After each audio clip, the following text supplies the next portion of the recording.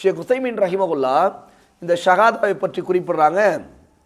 வணக்கத்திற்குரியவன் அல்லாஹ்வை தவிர வேறு யாரும் இல்லை என்றும் முஹம்மது ஸல்லல்லாஹு அலைஹி வஸல்லம் அல்லாஹ்வின் தூதர் ஆவார்கள் என்றும் சாட்சி சொல்வது இஸ்லாமின் அடிப்படைகளில் ஒன்று. அதுதான் முதல் அடிப்படையாக இருக்குது.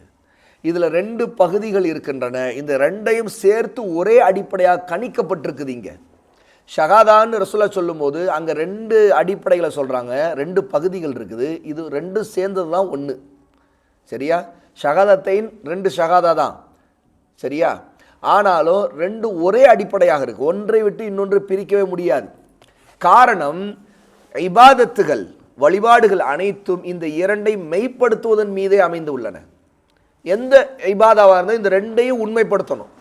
இந்த 2ஐயும் உண்மைப்படுத்தும் போது தான் இபாதத்தை கிடைக்கும், இபாத் செய்ய முடியும். அப்போ அல்லாஹ் வணங்குகிறோம் அப்படிங்கிற அந்த இபாதா லா இலாஹ இல்லல்லாஹ்வாக இருக்குது. ஆனால் எப்படி வணங்க வேண்டுங்கிறது எப்படி தெரிஞ்சுக்க முடியும்? முஹம்மது ரசூலுல்லாஹின் மூலம் தான் தெரிஞ்சுக்க முடியும்.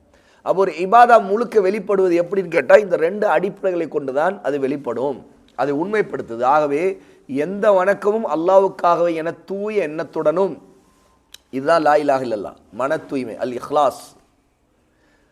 அல்லாஹ்வின் தூதர் ஸல்லல்லாஹு அலைஹி அவர்களை பின்பற்றியும், இதுதான் முஹம்மது ரசூலுல்லாஹ் என்பதோடைய கருத்து.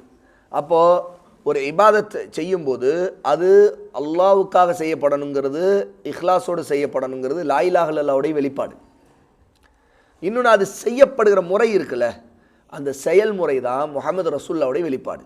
அப்போ நம்ம 2ஐயும் ஏற்றுக்கொண்டிருக்கிறோம். இந்த 2இன் அடிப்படையும் 2ம் சேர்ந்து ஒரே அடிப்படையாக நமக்கு இருக்குது.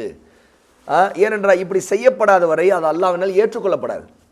ஒருத்தருடைய இஸ்லாம் ஏற்றுக்கொள்ளப்படும்னா அவர் லா இலாஹ இல்லல்லாஹ் முஹம்மது ரசூலுல்லாஹ்ங்கிற இந்த அடிப்படையில், இந்த ஷஹாதாவில் உறுதியாக இருக்க வேண்டும். இதன் அடிப்படையில் தான் தொழுகை நிறைவேற்ற முடியும், ஜக்காத் கொடுக்க முடியும், நோன்பு வைக்க முடியும், ஹஜ் செய்ய முடியும். இந்த அடிப்படைகளை இந்த 2ஐயும் சேர்ந்த இந்த அடிப்படையில் ஒருத்தர் தவறளிச்சிட்டார்னா அவருடைய தொழுகையும் ஏற்கப்படாது, அவருடைய ஜக்காத்தும் ஏற்கப்படாது, அவருடைய நோன்பும் ஏற்கப்படாது, அவருடைய ஹஜ்ஜும் ஏற்கப்படாது. இஹ்லாஸ் இல்லைன்னா அவருடைய லா இலாஹ இல்லல்லாஹ்வுக்கு அர்த்தமே இல்லை.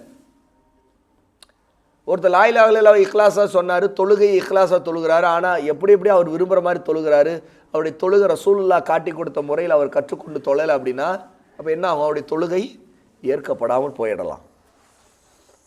அப்போது அந்த விஷயத்தை இந்த இஸ்லாமுடைய முதல் நிலை அப்படிங்கிற இந்த தலைப்பின் கீழே ஷேக் அவர்கள் குறிப்பிட்றாங்க. இதில் முதலாவது ஷஹாதாவை பற்றிய நாம் இந்த விஷயத்தை பார்த்தோம்.